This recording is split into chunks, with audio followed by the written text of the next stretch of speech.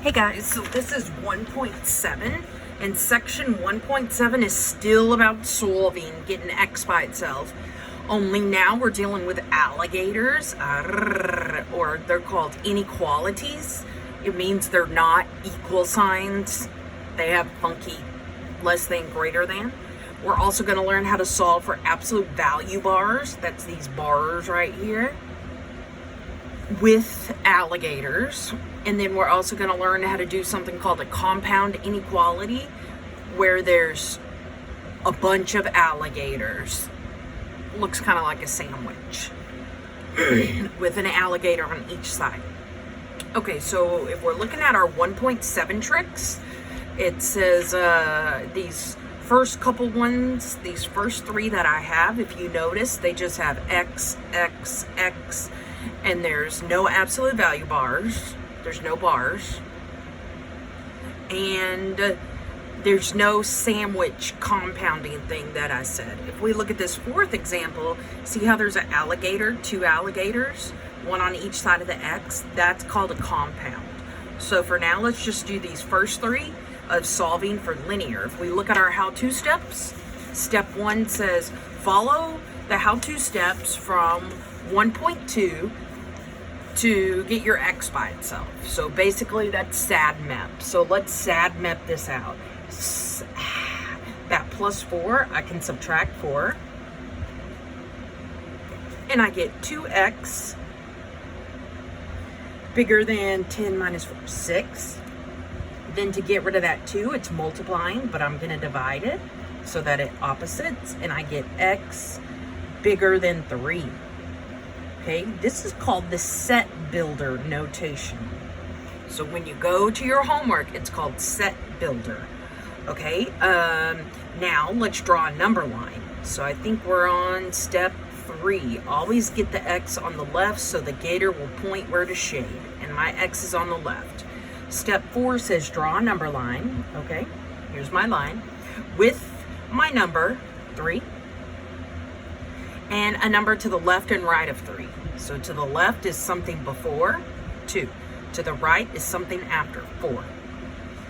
Okay, on your number line, draw an open hole or a closed hole. So this is a naked alligator. It does not have the equal to. So I'm gonna use an open hole on top of this 3.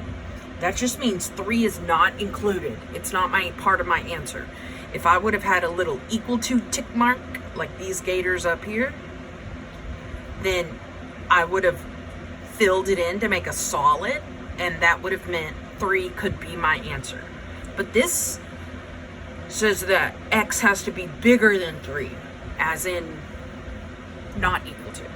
Okay, so I put my open hole. Step 6 says shade in the direction the gator is pointing. So the gator is pointing to the right, so I'm going to shade to the right of that open hole.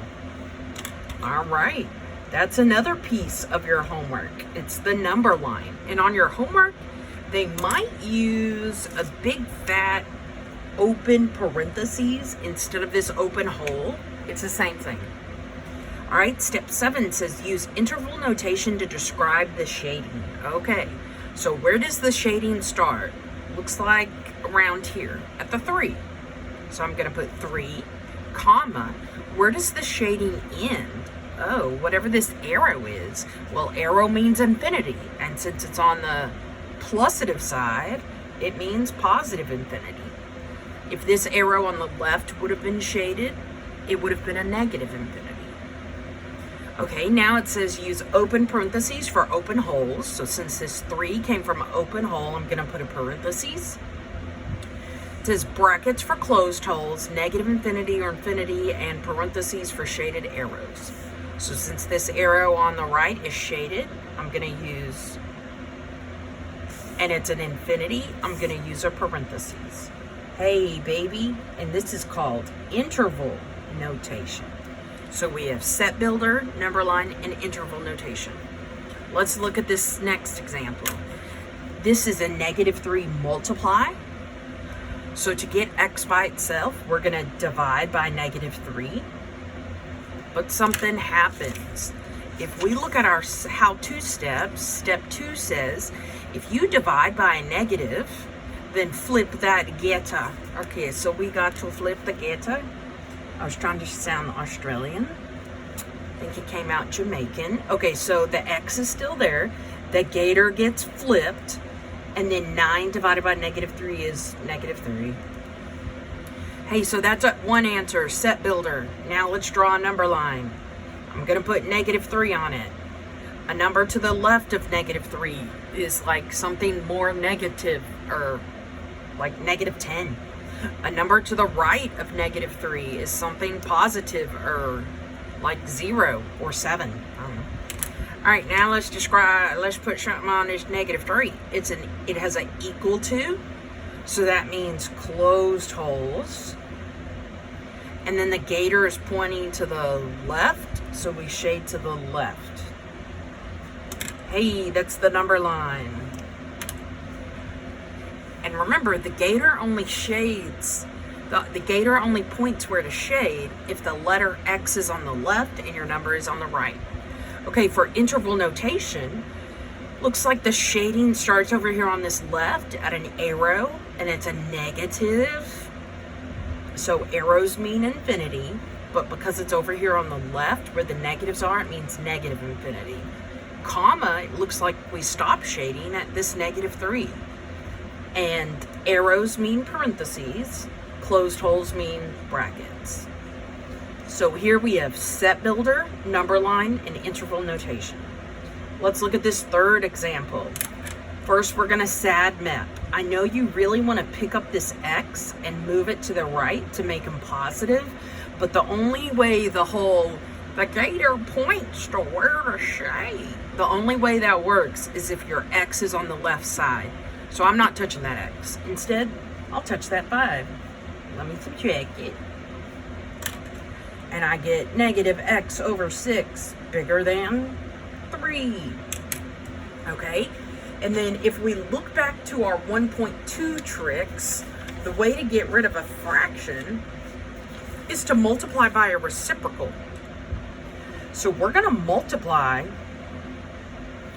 both sides of this junk by the reciprocal of pretend 1 over 6. So the reciprocal of -1 over 6 is -6 over 1. So we're going to multiply both sides by -6 over 1. And when we do that, -6 over 1 times -1 over 6, the whole point of that is to cancel, and we get an X. Over here on the right, 3 multiplying -6 is -18. Divided by 1 is -18. Now, something's up with the gator. If we look back over here, I know step 2 says if you divide by a gator, but it's also, if you divide by a negative, you flip the gator, but it's also if you multiply by a negative. Like if you look at this little picture over here, X over -2, we multiply by the reciprocal, and it says multiply both sides by a negative, so we got to flip the inequality or gator. So what that means here is because I'm multiplying both sides by a negative, you flip that gator. So if we multiply by a negative on both sides, or we divide by a negative on both sides, we flip your gator. But if I just subtract, I don't flip the gator. It's only if I'm dividing or multiplying by a negative. Okay, let's draw a number line. I got -18 on it. It's an open hole because the gator does not have an equal to. And it's pointing me where to shade, to the left, to the left. Oh, and I forgot to put a number to the left of the -18, like -19, and a number to the right, maybe like -17, or who cares, 0. And I forgot to put my arrows. Okay, so now let's describe this shading. It looks like this arrow on the left is shaded, so that means negative infinity. Infinity is always use parentheses, comma, roll up to this -18. It's an open hole, so it's parentheses. So I solved using Set builder notation, number line, and interval notation. Okay, next thing, this sucker. This is called a compound inequality. And the reason it's called a compound is because it looks like a sandwich. There's a number on both sides. So that's the back of these 1.7 tricks. It says how to solve negative number compound inequalities. Your first step is to follow 1.2. Your second step is if you divide, you flip the gator. Your third step is to get x in the middle. That's the most important part. Okay, so if I want to get x in the middle and keep it in the middle and move everything else away, I got this plus 4. So what's opposite? Minus 4, and it cancels there. But then I also have to minus 4 to all the other sides of the inequality. So basically on both sides of the gators. And I get 2 less than or equal to 1/2 x less than tree. Okay, now to get rid of this 1/2, it's kind of like we did on the example to the left. We multiply by the reciprocal. So since this is a 1/2, we're going to multiply by a 2/1. But I have to do it to all sides, the middle and the left and the right. On the left, 2 times 2 is 4, divided by 1 is 4. Still got the gator. Then 2/1 times 1/2, it cankles, and you just got x. Alligator, 3 times 2 is 6, divided by 1 is 6. And you might be thinking, well, why am I not switching the gators? Well, you only flip the inequality or the gator if you divide by a negative or you multiply by a negative. I multiplied by a positive. Okay, so that's the set builder. Isn't that crazy how x is still in between? Now let's draw a number line. We're going to put both of these numbers on the number line. 6. And then put some numbers all around them. Like to the left is 3, in between is 5, to the right is 7.